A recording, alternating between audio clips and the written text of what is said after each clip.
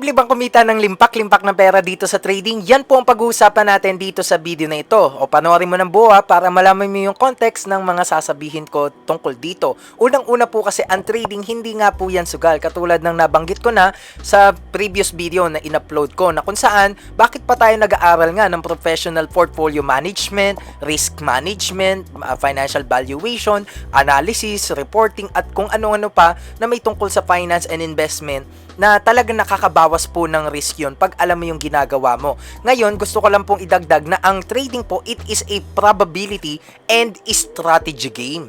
Ibig sabihin po nito, meron niyang masistemang paraan o sistema na sinusunod bago ka talaga dumating doon sa pagiging profitable na trader. Ngayon, ang sagot po doon sa tanong kanina na kung saan kikita ba ako dyan, coach, ng malaki o kaya naman posible ba talaga na maging milyonaryo dyan, no? At dyan ako umunlad. Well, yes and no. Depende po doon sa individual, institution o doon sa kumpanya na nagte-trade, no?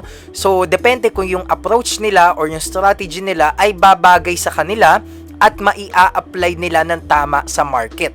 Yun po yung kailangan natin tandaan dito. At syempre, isasama ko, ang trading, isa po yung percentage-based, no? Nakitaan na kahit kumita ka dyan ng let's say 50% na sobrang taas na sa average market return, ay ang puhunan mo lang, let's say 10,000 pesos, ang magiging gross profit lang nun ay 5,000 pesos. So, kailangan, pwede ka naman mag-start sa maliit, pero ang sinasabi natin dito, kung 1,000 lang ang kinapital mo at umaasa ka, no, inaasa mo na yung pera mo, maging 100,000 or 1 million, napakalabong mangyari po niyon, no?